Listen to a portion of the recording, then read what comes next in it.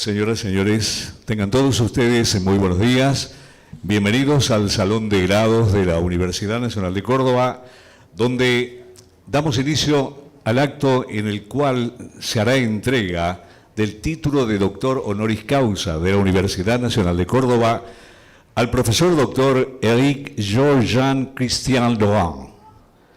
Preside este acto el señor vicerrector de la Universidad Nacional de Córdoba, doctor Ramón Pedro Yancy Ferreira.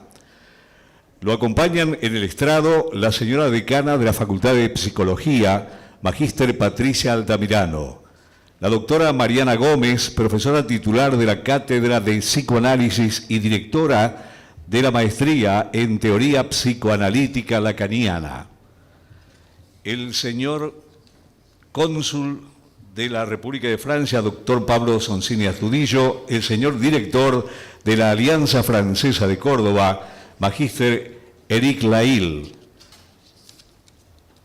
señores decanos, vicedecanos, secretarios rectorales y demás autoridades de la Universidad Nacional de Córdoba, además de autoridades, consejeros y miembros de la Facultad de Psicología, autoridades e integrantes de la Escuela de Orientación Lacaniana Argentina, IEOL Córdoba, la Asociación Mundial de Psicoanálisis, la Federación Americana de Psicoanálisis de la Orientación Lacaniana, Instituto Clínico de Buenos Aires, Centro de Investigación y Estudios Clínicos, Maestría en Teoría Psicoanalítica Lacaniana, organizaciones vinculadas con la temática, docentes, no docentes, estudiantes e invitados especiales.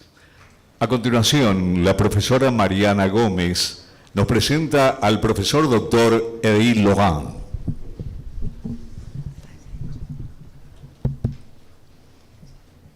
Señor vicerrector de la Universidad Nacional de Córdoba, doctor Pedro Yancy Ferreira. Señora decana de la Facultad de Psicología, magíster Patricia Altamirano. Miembros del Honorable Consejo Superior y del Consejo Directivo de la Facultad de Psicología. Docentes, miembros de la comunidad educativa, señor director de la Alianza de Francesa de Córdoba, colegas y amigos. Quiero agradecer, antes de comenzar esta presentación, a Pía Marchese y Agustina Brandi, del equipo de la maestría, por su apoyo decidido y esencial en toda esta gestión. A Jorge Acef, por su laboriosa organización, como solo él sabe hacerlo. También a nuestra colega Perla Dreschler, por la finísima y dedicada traducción de esta conferencia. Es una enorme alegría presentar hoy aquí a quien recibe la máxima distinción de nuestra universidad, el doctor Éric Laurent, referente indiscutido del psicoanálisis de la orientación lacaniana en el mundo. Agradezco, por lo tanto, la decisión política y académica del Consejo Directivo de la Facultad de Psicología y a su decana, la magíster Altamirano, por haber aceptado esta solicitud, como así también el consentimiento del Consejo Superior. En una época en donde impera la urgencia, la evaluación, la lógica del mercado, el empuje a la felicidad, que esta universidad le entregue tal reconocimiento a un referente fundamental de una teoría y una práctica que se sostiene en la pregunta, en la reflexión, en el respeto por la singularidad y el deseo subjetivo, como es el psicoanálisis, no resulta menos que conmovedor. Podría comenzar a enumerar cada una de las razones por las cuales el doctor Laurent es merecedor de este título, pero no alcanzaría el tiempo. Sí diré que Éric Laurent ha hecho enormes aportes a diversos campos del saber. entre los que se destacan sus desarrollos sobre la infancia, sobre el autismo, la práctica clínica y la transmisión del psicoanálisis. Pero también otro de los temas que lo ocupan, los derechos de las personas, los fenómenos de la segregación, los procesos de identidad, se han visto enriquecidos por sus reflexiones teóricas, inéditas, como lo demuestra uno de sus grandes libros, El reverso de la biopolítica. Otro de sus últimos aportes se refiere a la situación de los migrantes. Le preocupa que este problema quede reducido a un tema de cifras, en donde la lógica del mercado, del tráfico legal e ilegal, desconozca la otra dimensión, la del sufrimiento, y la expectativa de millones de mejorar su calidad de vida. Y allí la propuesta de Éric Laurent, que le compete a los psicoanalistas, ha sido, lo cito, el psicoanalista debe buscar sin parar la manera en que la época vive la pulsión en el registro del goce del prójimo. Por eso se trata, según su perspectiva, no solamente de una política de los derechos, sino además de una política del síntoma. La orientación por el síntoma permite proponer un modo de goce suficientemente fuera del cuerpo para no identificarse en un repliegue comunitario y narcisista, nos ha dicho.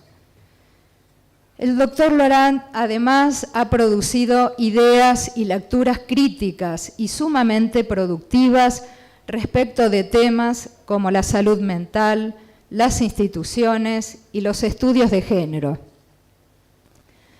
Los aportes mencionados, tanto en lo social, lo político como en lo clínico, se recogen en libros como El niño y su familia, Posiciones femeninas del ser, La batalla del autismo, El goce sin rostro, Cómo se enseña la clínica, Block Note del síntoma, Ciudades analíticas, Síntoma y nominación, Psicoanálisis y salud mental, por mencionar solo algunos. La mayoría de ellos traducidos a varios idiomas, publicados por diversas editoriales del país y del mundo. Son libros que van a lo más medular de la teoría lacaniana para desde allí hacer innovadoras lecturas de los temas sobre los que él trabaja. Además de su prolífica e invalorable producción como autor, ha sido y es expositor en cantidades de eventos del campo freudiano y en contextos universitarios también. El doctor Laurent ha obtenido los títulos académicos, solo voy a mencionar algunos, de máster en psicología por la Universidad de París 7, el diploma de estudios avanzados del campo freudiano y el doctorado de posgrado del Departamento de Psicoanálisis de París 8. Además es profesor del Departamento de Psicoanálisis y de la sección clínica de París 8 desde 1977. Ha ejercido en el Hospital Saint-Anne, París, desde 1978 al 99 y practica el psicoanálisis en la ciudad de París desde el año 1974. Desde muy joven se formó con Jacques Lacan, estuvo desde el primer momento acompañándolo comprometidamente y bajo su orientación participó de la vida institucional de manera activa. Ha trabajado incansablemente en la conformación de diferentes instituciones y escuelas de psicoanálisis del mundo. Ha ocupado también funciones directivas en diversas instancias político-institucionales.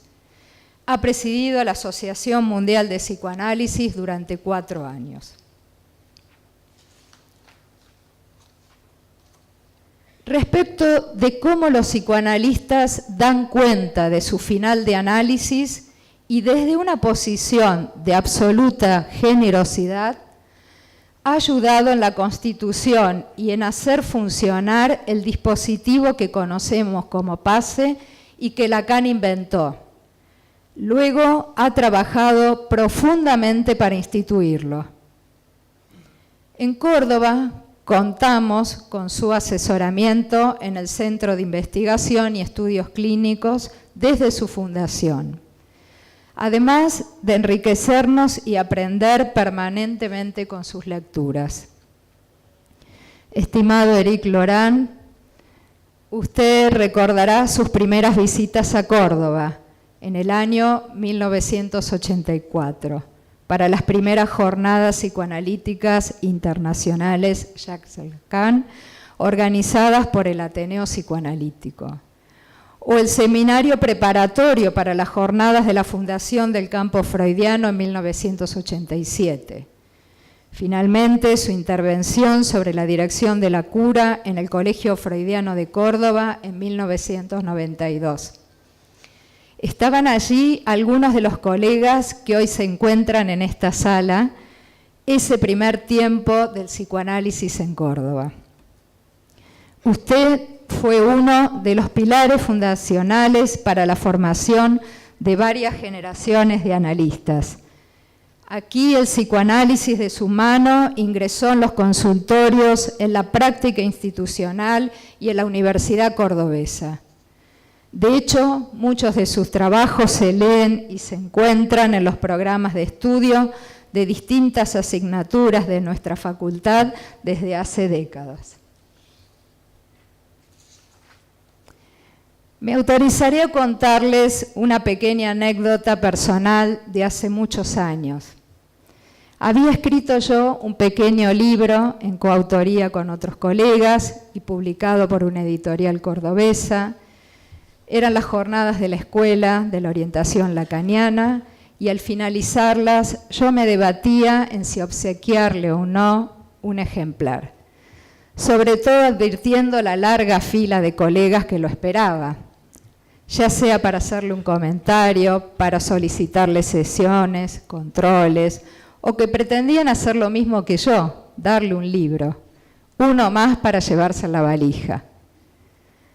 Una colega me alentó y fui a hacer la fila, hasta que fue mi turno, y pude dárselo. Él no solo lo revisó, lo hojeó atentamente, miró sus autores, el índice, la contratapa, sino que además leyó algunas líneas. ¿Cómo era posible que le destinara tanto tiempo a ese librito?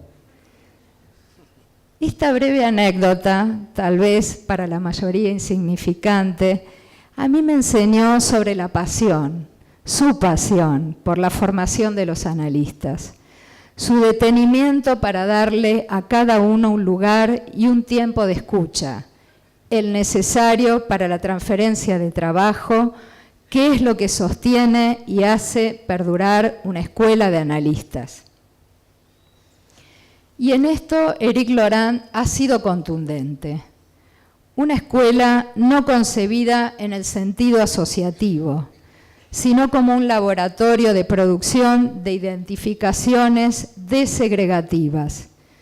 Necesitamos tener una experiencia de esto, no la de un ideal. No vamos a sermonear a los increyentes del inconsciente. No somos misioneros del inconsciente. Debemos ser productos del discurso analítico, nos ha dicho Éric Laurent. El doctor Laurent también nos ha enseñado que el psicoanálisis es una experiencia que permite al sujeto explorar los impases de lo que pide la vida, lo que se topa con la imposibilidad, que permite dar un lugar a lo que hace sufrir y transformar esto en un punto de apoyo para aprender de las fallas de la vida. Que un analista puede formalizar en matemas y captar cómo hay cosas que se repiten y ayudar a encontrar vías para superarlas. El duro deseo de duelar fue el sintagma proferido por Éric Laurent recientemente en el último congreso de la AMP, que ha dado vueltas por el mundo lacaniano. en relación al deseo de finalizar un análisis como una fórmula del destino de la transferencia al concluir la experiencia analítica. Esta universidad tiene una marca singular, la marca de la reforma de 1918. A partir de ese momento, un nuevo discurso logró subvertir el anterior, clerical, dogmático, segregatorio. Hoy esta universidad le entrega el título máximo a un referente de una teoría y una clínica que se reconoce como capaz de subvertir lo que está fijo, lo que no funciona, lo que se repite sin fin. La teoría psicoanalítica iniciada por Freud y continuada por Lacan. Qué gran honor para nuestra casa y para los psicoanalistas. Gracias, Éric Laurent, por su enorme trabajo que ya tiene desde hace tiempo y sin dudas su lugar en la historia del psicoanálisis.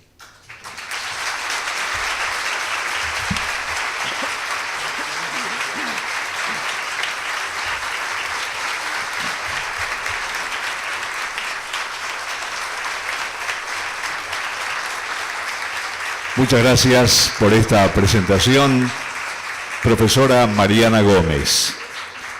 Seguidamente, el señor vicerrector de la Universidad Nacional de Córdoba, doctor Ramón Pedro Yancy Ferreira, le entrega al profesor doctor Éric Laurent el diploma que lo acredita como doctor honoris causa de esta universidad.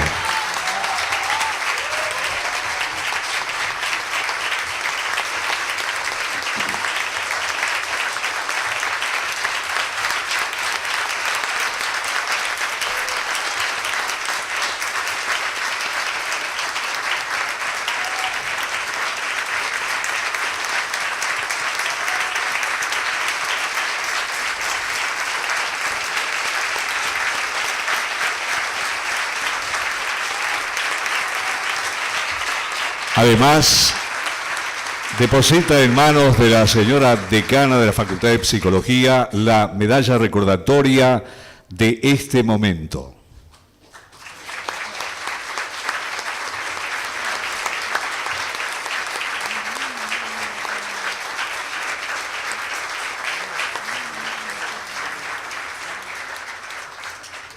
A continuación, invitamos a nuestro flamante doctor honoris causa a dictar la conferencia titulada El nombre y la causa.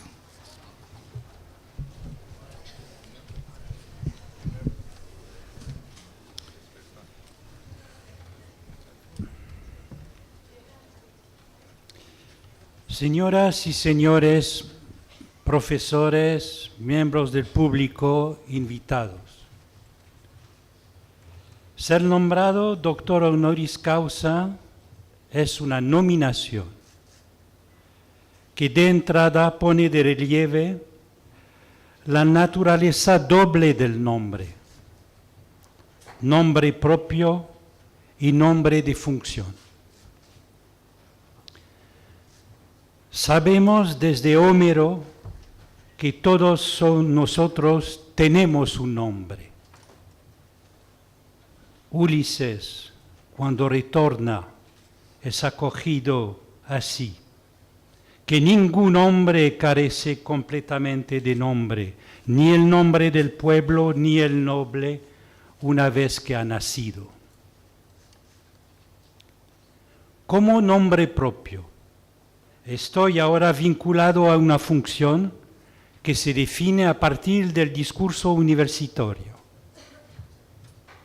No sé todo lo que implica la función honoris causa, aquí y ahora.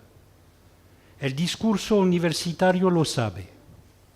Sin embargo, algo sí sé, y es que esta función no me obliga a enseñar aquí en la Universidad de Córdoba, aun cuando sepa que debo continuar una enseñanza. Aquel que es nombrado a una función, percibe exactamente la brecha que existe entre su nombre propio y el hecho de ser nombrado para.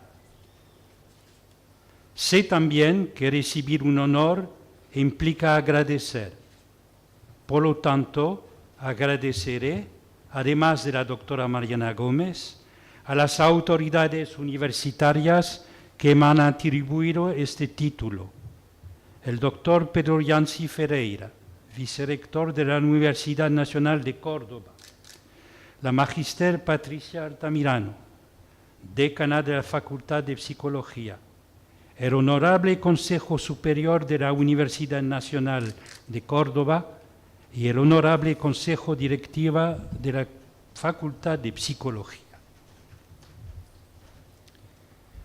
Que este título sea otorgado por la Facultad de Córdoba, primera universidad de Argentina,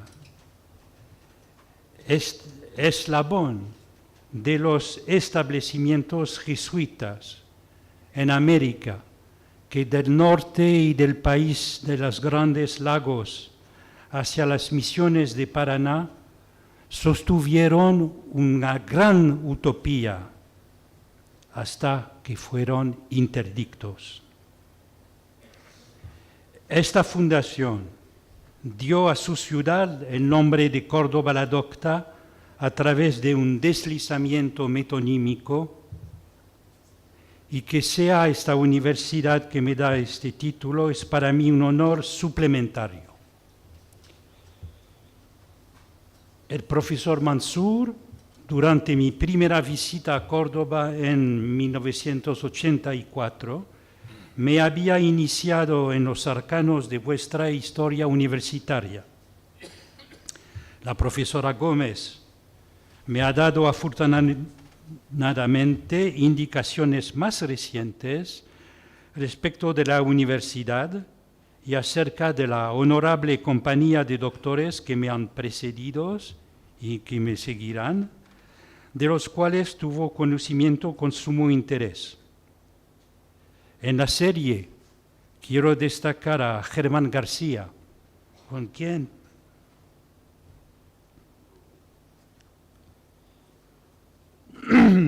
tuve un lazo particular. Él fue un autor.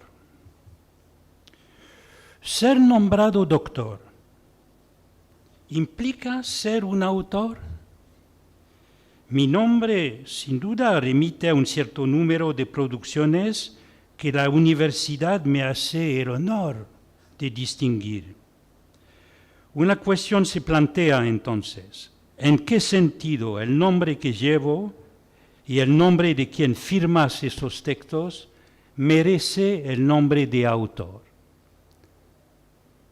Todas las producciones discursivas que puede firmar se inscriben en efecto en el marco de un discurso que les engloba, el del psicoanálisis.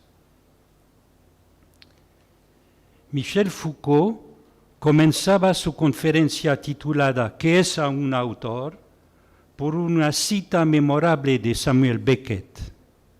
La cito: ¿qué importa quién habla? Alguien ha dicho: ¿qué importa quién habla? Fin de la cita. En esta ausenciación, decía Foucault, creo que debemos reconocer uno de los principios éticos fundamentales de la escritura contemporánea. La desaparición del autor comienza con Mallarmé, pero esta no impide que haga aparecer, a través de la desaparición misma, las funciones del autor. Decía Foucault, el nombre de autor es un nombre propio, plantea los mismos problemas. No es posible hacer del nombre propio, evidentemente, una referencia pura y simple. Luego de haber distinguido el nombre como descripción definida y el nombre como designación rígida, Foucault introduce una nueva dimensión, la de la función en la que se escriben un cierto número de autores, de los cuales quedan excluidos aquellos que han fundado una ciencia. Los nombra fundadores de discursividad. Foucault, al nombrar así instancias de discursividad, se acerca a aquello que Lacan llamó discurso, pero se diferencia en el punto en que, por ejemplo, para Foucault no puede haber discursividad de la histeria. Los fundadores de discursividad tienen una doble particularidad. Por un lado, ellos establecieron una posibilidad indefinida de discurso y, contrariamente a lo que ocurre en la ciencia, el acto de instauración no puede olvidarse.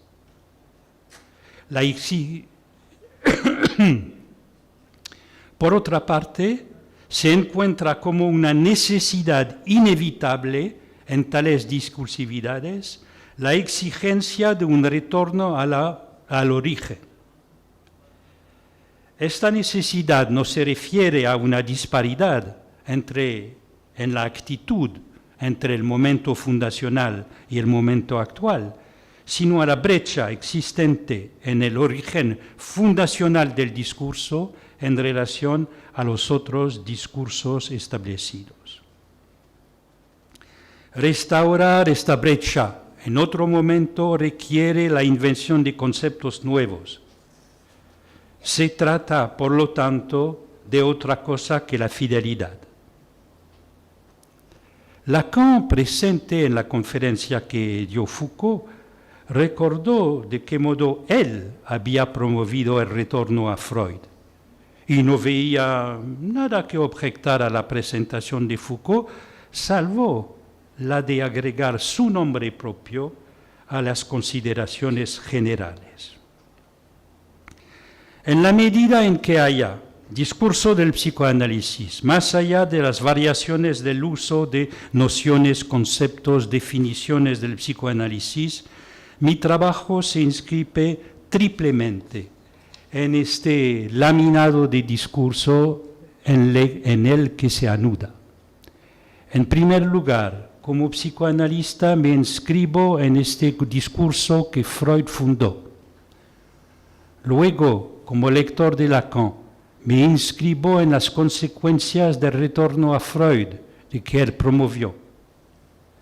A través de su lectura inédita de la obra de Freud, emprendida durante los 10 primeros años de sus seminarios, Lacan dio a Freud una nueva armazón.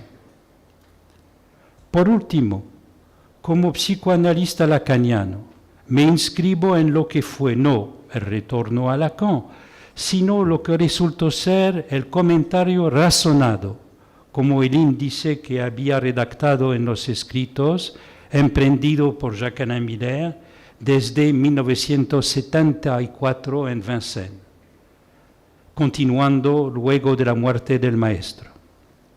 Jacques-Alain Miller definió así una orientación lacaniana, haciendo aparecer el otro Lacan que había sido opacado por el triunfo de la primera enseñanza de Lacan. Este obscurimiento permitía a algunos dejar de lado las consecuencias de aquello que Lacan había llamado su invención en el psicoanálisis, el objeto A, y de todos los desarrollos en relación al goce, haciendo una profunda revisión de la herencia freudiana de la libido y del más allá del principio del placer. El honor que el discurso universitario me hace por intermedio de la Universidad de Córdoba refleja también la interacción entre los discursos, que no están junto a otros en una ignorancia o olvido recíproco. El psicoanálisis se enseña en la universidad. Freud lo había querido así y Lacan prosiguió este anhelo adaptándolo al marco renovado de la Universidad Francesa post-68. El Departamento de Psicoanálisis de la Universidad de París 8 lo atestigó aún. El trabajo emprendido por Jacques-Alain Miller en Vincennes así como su trabajo de edición de los textos de Lacan. Le valió el reconocimiento de la Universidad de Ghent, en Bélgica, la cual en 1985 le había acordado la dignidad de honoris causa. Recuerdo haber estado presente en esta emocionante ceremonia. Hoy, el psicoanálisis, no siendo una ciencia, la pertinencia de su inserción en la universidad es cuestionada, controvertida e incluso rechazada en nombre de una pragmática de la eficacia. Como lo dice muy bien la profesora Mariana Gómez en un texto en la ocasión de un aniversario de la reforma universitaria en Córdoba, la cito: «La universidad reformada ha subvertido el discurso del amo de ayer, pero sigue enlazada al de hoy, que como sabemos se sostiene en una ideología de la evaluación, de la estadística, de la evidencia objetiva. Por esto es que el psicoanálisis molesta allí, conmueve defensas y tocando un real. Como lo dijo Miller, la universidad solo acoge a los saberes que el amo permite y es por ello que el psicoanálisis puede generar rechazo por su orientación hasta lo no reglamentado». Fin de la cita. No hay que confundir ciencia matematizada y disciplina universitaria, a donde se enseñarían la filosofía, la historia o las otras disciplinas si la universidad les cerrara las puertas. De la misma manera, el psicoanálisis debe enseñarse en la universidad. En el marco de esta enseñanza, los psicoanalistas participan también en el grado universitario, procediendo a la atribución de grados reconocidos en el discurso que le compete. La excelencia en Argentina, del psicoanálisis en la universidad, en Córdoba, en Buenos Aires, así como en otras ciudades del país, demuestra la vitalidad de esta orientación.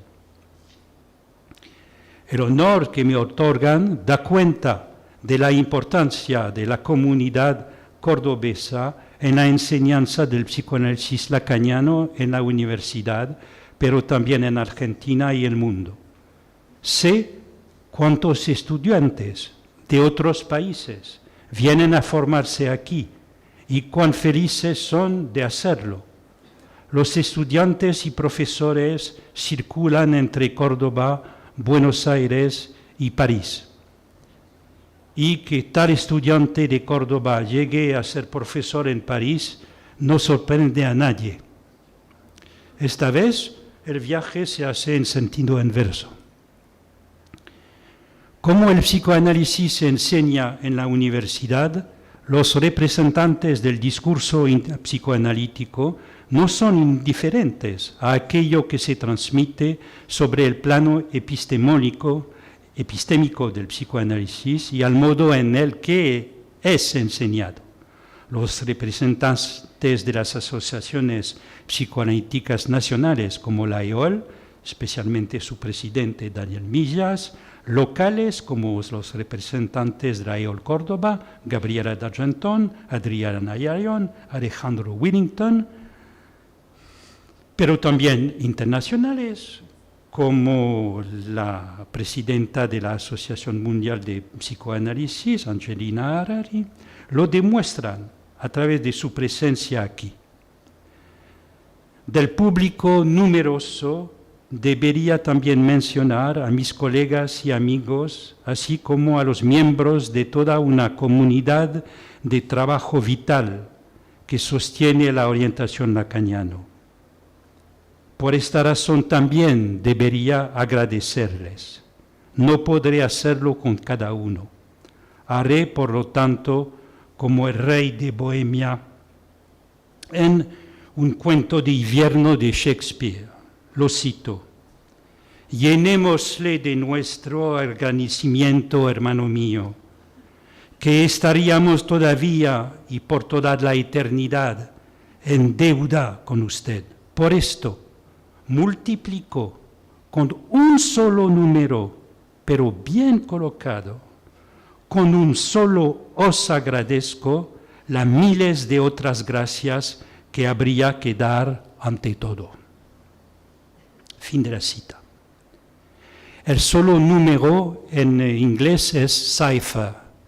Cipher es el nombre del cero de posición, del árabe cifra, adaptado del hindú sunya, vacío. Entonces, multiplicando el 1, pensaba Shakespeare, podía alcanzar el infinito.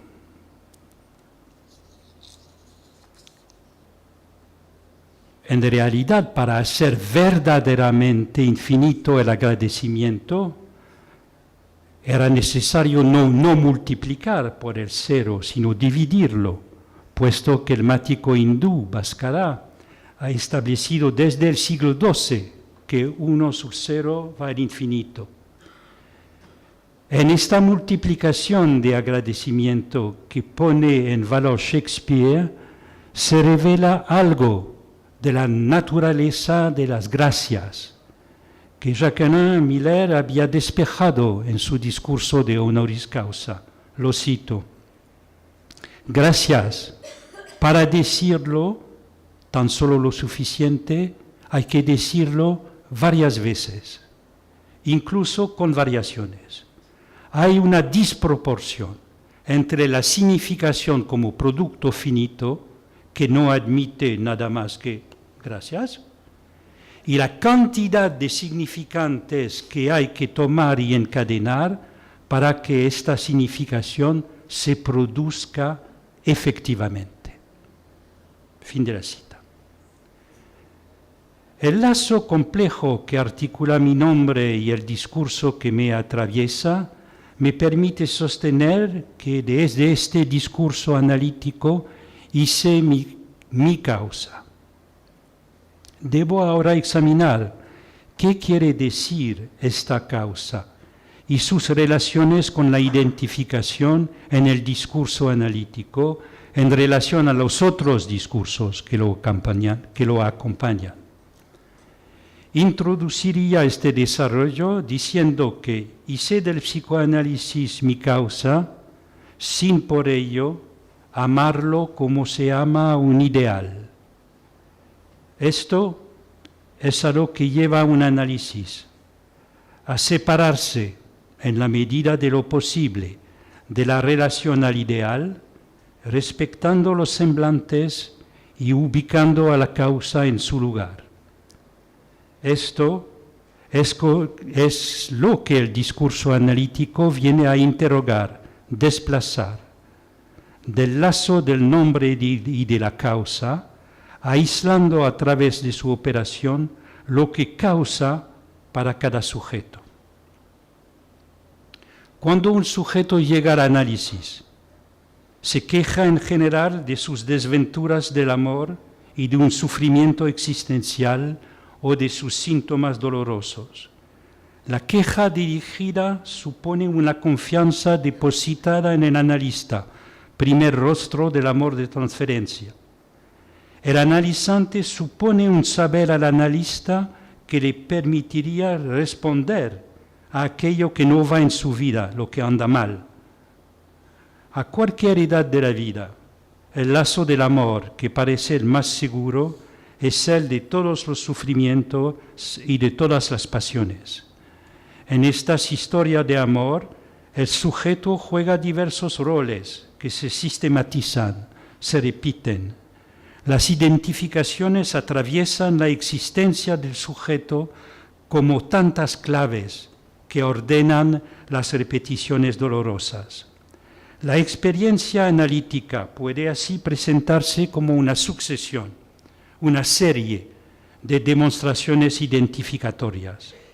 El paciente se esfuerza en decir la verdad de lo que le atraviesa, dice lo que le surge, y el analista subraya aquello que tiene un sentido libidinal o pulsional. responde en términos de goce. Y así un saber se deposita. Nos encaminamos a través de esta chicana reveladora hacia el atravesamiento del plano de las identificaciones. Para Freud, la interpretación es actualización y traducción de nominaciones que el inconsciente efectúa. Sin embargo, Freud distinguía detenidamente el nivel de traducción de la significación y de su uso. Una vez hecha la traducción, queda por saber el lugar y la función que tiene este enunciado en el discurso del sujeto. Cito a Freud. La interpretación de un sueño se distingue en dos fases, su traducción y su utilización, como si estuviéramos en presencia de un capítulo de un autor de lengua extranjera, por ejemplo, Titus Livius. En primer lugar, queremos saber lo que Titus Livius cuenta en este capítulo, y solamente después, al intervenir la discusión, saber si aquello que hemos leído es una reseña histórica, una leyenda o una digresión del autor. Fin de la cita. Freud nota que la dificultad reside en el uso que se puede hacer de la interpretación. Este uso prohíbe hacer conclusiones generales, o sea, todo automatismo de la traducción. La lectura del inconsciente y de las nominaciones que opera presentan muchas paradojas. Siempre hay que rehacerlas y el texto del inconsciente durante la experiencia analítica no cesa de deformarse de un modo constante. Las lecturas son múltiples, siempre renovadas, en función de los diferentes lugares ocupados por el sujeto, que puede hacer del mismo texto digresión, luego leyenda, para llegar al relato fantasmático y la historia de un encuentro fallido con el goce. Las identificaciones funcionan tanto como nombres propios particulares, significantes amos, dirá Lacan, que se acapararon del destino del sujeto sucesivamente hasta el momento en que surge un nombre que no es amo de nadie, un nombre paradójico, un nombre del encuentro fallido. El texto que surge de un análisis debe estar provisto de una topología que autoriza la constante deformación y que permite la renovación de la interpretación.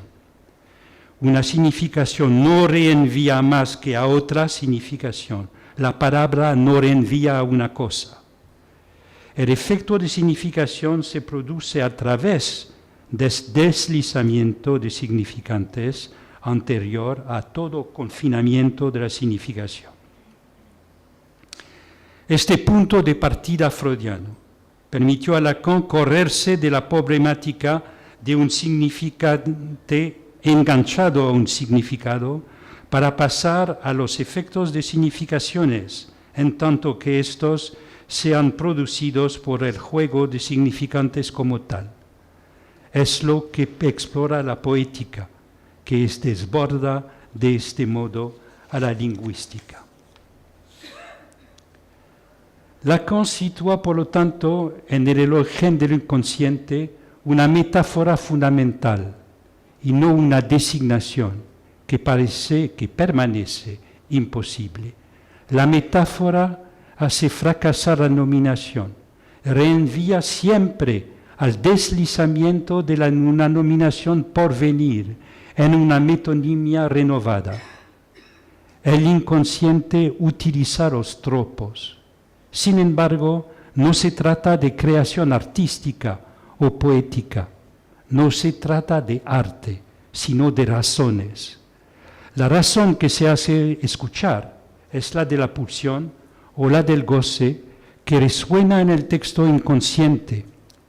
La poética del inconsciente es esta transformación pulsional a través de los juegos puestos de manifiesto por la interpretación. El sujeto logra de este modo decir su fantasía con las palabras de la tribu, simplemente las quebranta a su modo, las homofoniza, las hace equivocar de un modo cada vez más particular.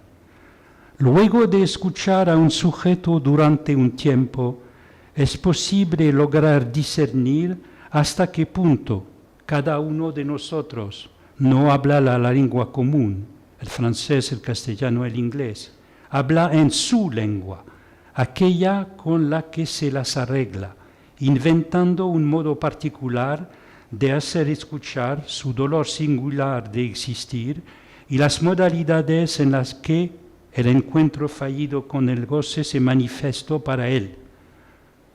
Una vez atravesadas las identificaciones, lo que se revela es una relación del sujeto purificada, separada de sus identificaciones, con un uso fundamental del fantasma, concebido como programa de goce, en un encuentro marcado siempre por el goce como causa.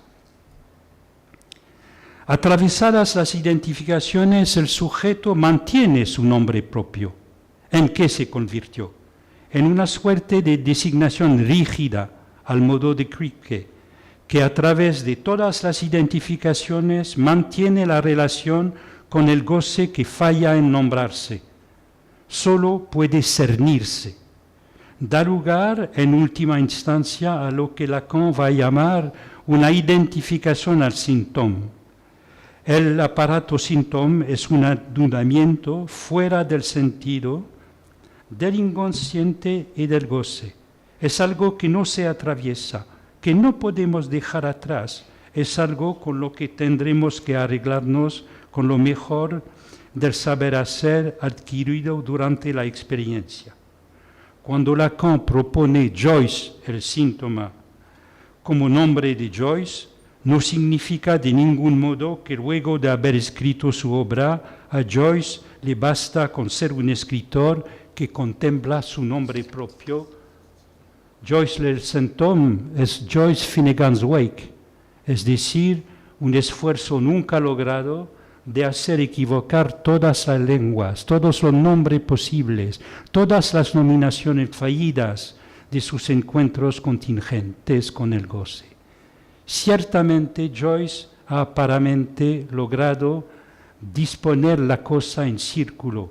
Finnegan's Wake se abre y forma un bucle con River Run. Pero no hay que engañarse, se trata de un esfuerzo constante que no cesa. Joyce le symptôme es un tipo de nombre que un sujeto en análisis puede terminar por encontrar. Su nombre propio se completa precisamente con el esfuerzo de no cesar de identificarse con su síntoma. Es otro nombre de su causa. Despertar esta causa se acompaña también de un adiós al amor de las idealizaciones que la velaban o la recubrían, verdadero velo de Maya. El saber obtenido en la experiencia analítica del lazo entre el nombre y la causa de goce repercuta sobre las personas claves del drama subjetivo de cada uno y de los nombres que ellos portan. Ya no es posible considerarlos a partir del ideal, sino a partir del goce particular que lo causa. Y esto vale especialmente para el nombre de padre, el nombre de madre, que son más que nombres comunes, más allá de sus nombres propios. El nombre de padre nombra el rol doble que éste tiene en el mundo occidental como aquel que es amado y al mismo tiempo aquel que priva del goce. Esta particularidad fragiliza tanto más al padre que el niño contemporáneo se confronta con formas precoces de goces adictivos. El niño se confronta con aquello que no cesa de repetirse, tanto desde la vertiente del demasiado pleno o del vacío. Aquello que involucra a los circuitos pulsionales, al oral, anorexia, bulimia, junk food, sustancias, al objeto anal, retención, expulsión, agresividad, al escópico, los videojuegos, las pantallas por todas partes, y el invocante, intolerancia a los mandamientos de la ley. Agregaremos también la imposibilidad de habitar un sexo que convenga al género asignado. Estos síntomas involucran directamente el goce y forman una serie difícil de considerar como neurótica sin por ello poder ser calificadas de psicóticas. La clínica psiquiátrica contemporánea responde con una taxonomía cada vez reconfigurada, demostrando su fragilidad. La extensión del TDAH o de la bipolaridad, a pesar del frágil consenso, especialmente por el TDAH, son un ejemplo de ello. Estos nuevos síntomas definen una clínica particular. Para el psicoanálisis, estos síntomas nuevos subrayan la fragilidad del padre. Llevó a ciertos psicoanalistas a abandonar su estatus en el rincón de los recuerdos y a contentarse con una sociedad sin padres diversamente calificada. No es el caso de Lacan, que en primer lugar construyó una versión lógica de este padre universal, aislando la función paterna. Esto le servirá para pasar de la función del padre al padre en función, al padre uno por uno. Freud parte de un nombre del padre universal, instalado en el umbral de la historia, como el padre de la horda, cuya huella inolvidable hace de prototipo de Dios. La primera identificación se hace, por lo tanto, al padre del amor, clave de todas las otras. Lacan procede por reducción, despejando la causa de goce de un padre, es decir, la mujer de la cual él cuidará de sus hijos.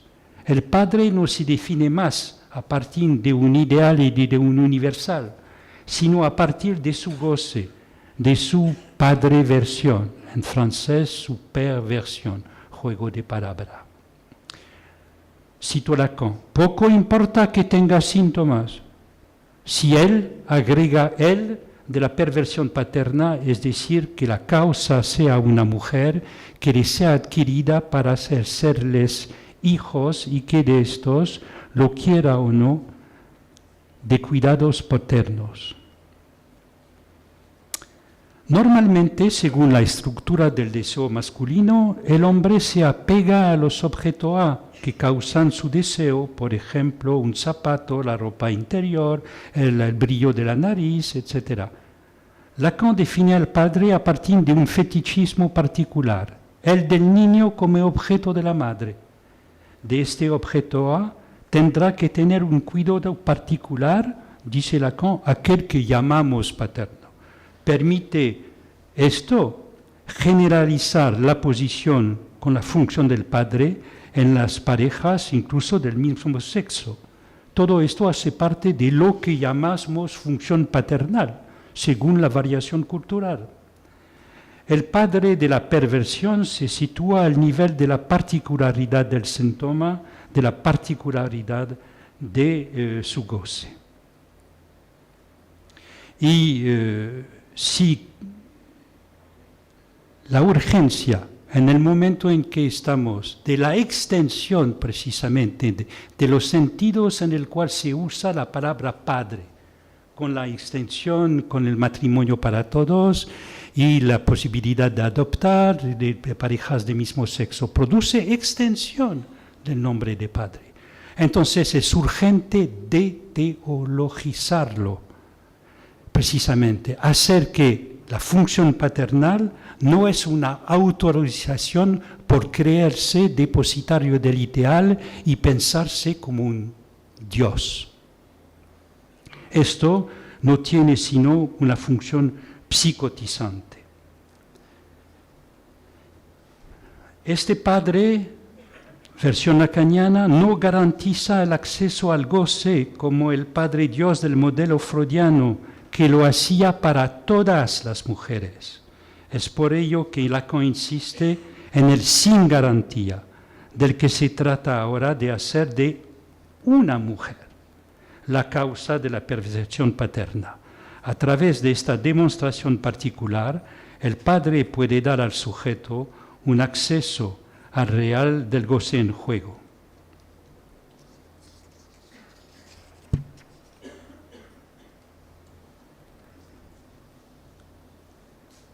Voy a saltar unos parágrafos que el tiempo corre. También ahora vamos a examinar la reconfiguración del nombre de mujer y de su causa. Freud nos había dejado con un enigma con las mujeres, un continente negro. Los desfiladeros del complejo de castración femenino le parecían lograr, de un modo concluyente, a situar el deseo de la maternidad. Pero, sin embargo, del lado de las mujeres para Freud, lo que quiere decir el deseo de la mujer sigue siendo un enigma. Lacan, él situó el extravío en otro lado. Y para él es común este extravío para los dos sexos. Ni la libido masculina, ni las certezas de la maternidad no hacen nada finalmente. El ser semblante, como dice Lacan, se pierde a nivel de la relación sexual. Aquello que para Freud era extremadamente sólido, al punto de llamarlo la roca de la castración, se convierte para Lacan en un punto incernible, una pérdida, un punto que no viene a encontrarse. Que el sujeto se pierda en la relación sexual puede relacionarse con uno de los aforismos más conocidos de Lacan: la mujer no existe. No hay una descripción definida de la mujer que diga que es una mujer. Lo que sí existe, aquello que tiene una existencia lógica, son las mujeres una por una, en tanto que ellas escapan a la definición común, a un todo. Es al revés de la madre, que sí tiene una definición común. Se sabe qué es, la madre es certísima, y el amor madre-hijo, especialmente madre-niño, le parecía a Freud la más incondicional de las relaciones. Otro punto de anclaje parecía a Freud la libido masculina.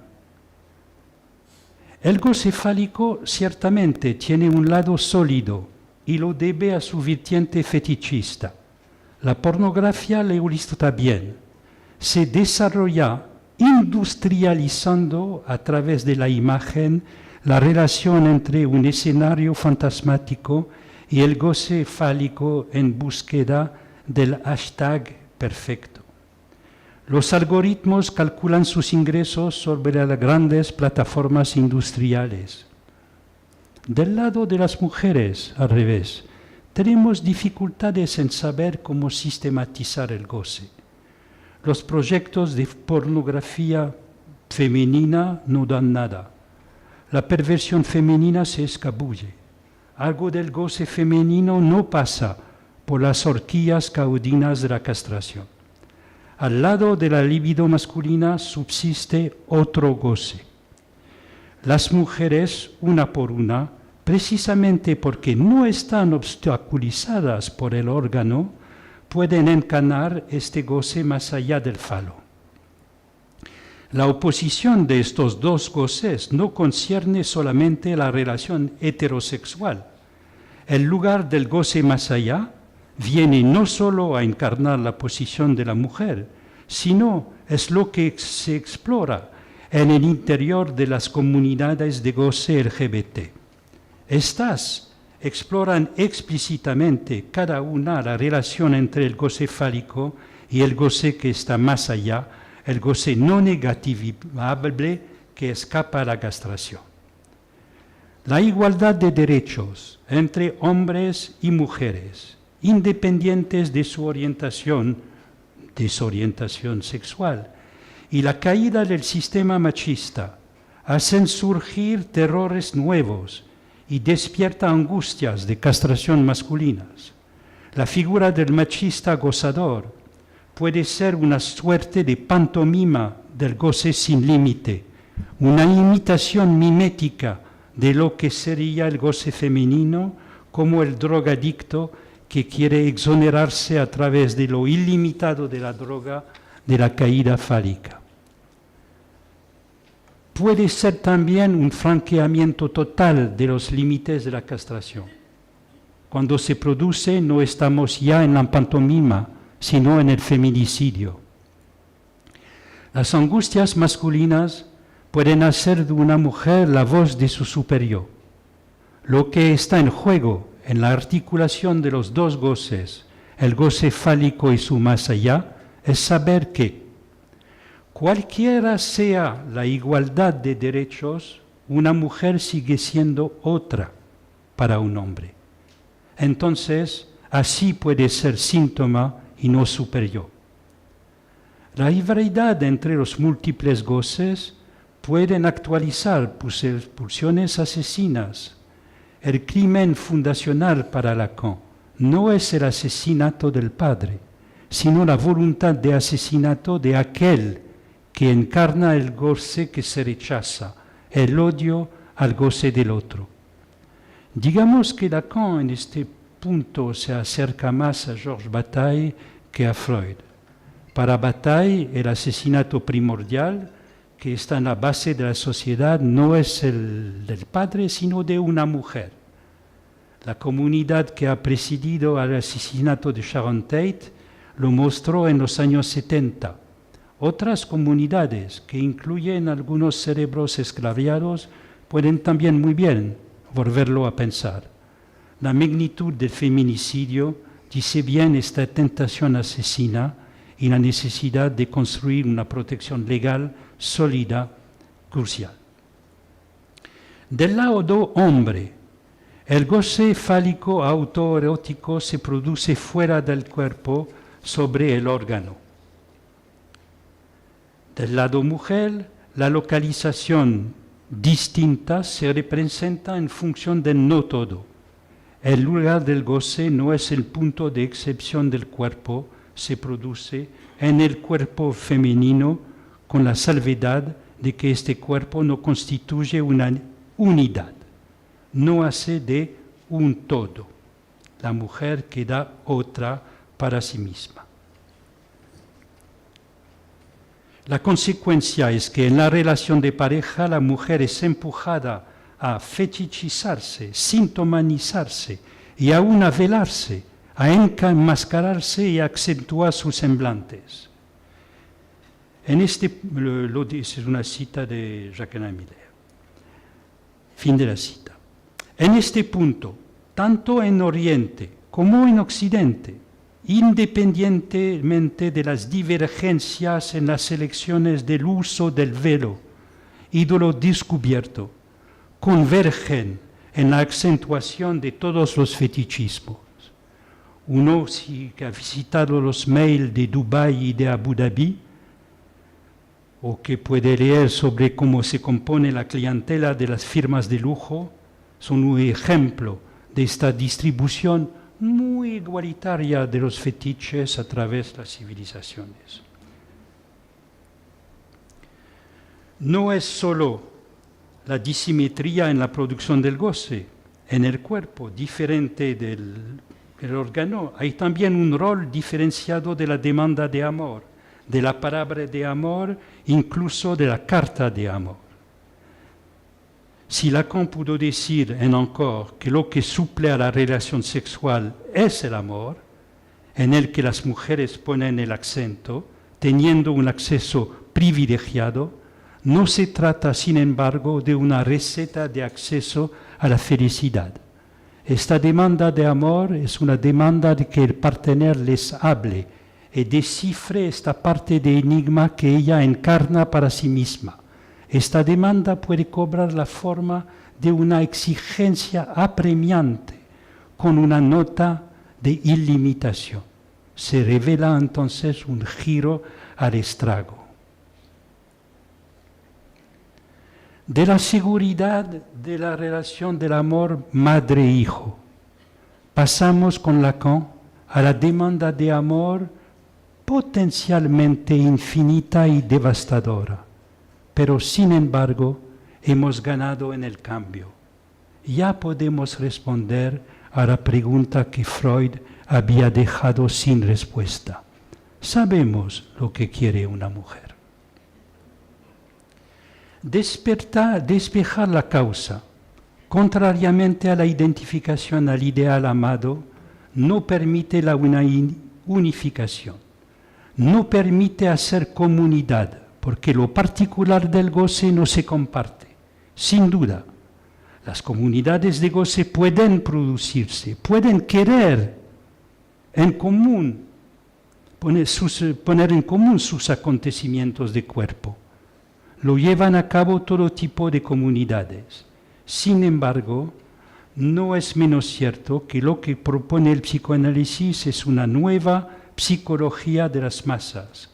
Es posible, despejando el nombre de ideal del esfuerzo de nominación de la causa, de transponer a un nivel social una identificación no segregativa, una identificación que no separe en bloques separados a la civilización del individualismo de masa.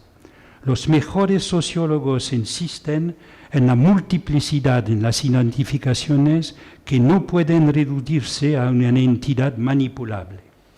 Determinados discursos políticos apuntan, por el contrario, a reducir las identificaciones a un rasgo, permitiendo en última instancia de definir dos campos y únicamente dos. ¿Estás con nosotros o en contra? El aporte fundamental del psicoanálisis al discurso de la política es precisamente la desconfianza en el ideal que lleva a la segregación en nombre del amor. Se trata de mantener siempre separados el nombre y la causa. Freud había atribuido a la formación del inconsciente un ser de fugitividad, una presencia que fuga, un modo de inconsistencia propia, desafiando a la lógica de las idealidades aristotélicas. No obstante, el inconsciente se impone en la vida del sujeto como el verdadero amo. Lacan termina asignando a las irrupciones del goce una paradoja marcada de cierta homología. El goce como causa se impone, se siente, pero escapa radicalmente a ser nombrado. Lo es solo a través de la metáfora. Por ello, el nombre propio finalmente no cubre más que un vacío. La inadecuación del nombre y de la causa cobra así un sesgo particular en el discurso psicoanalítico.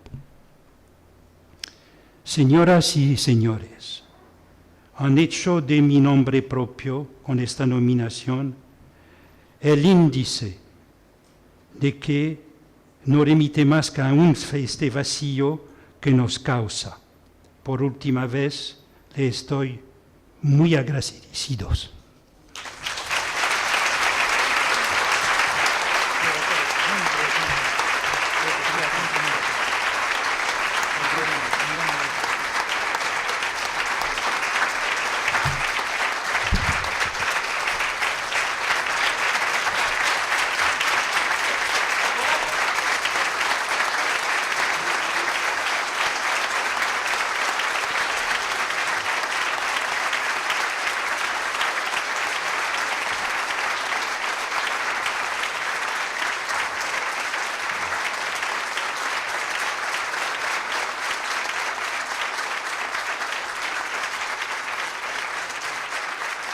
Muchísimas gracias, doctor Éric Lohan, por su presencia en la Universidad Nacional de Córdoba.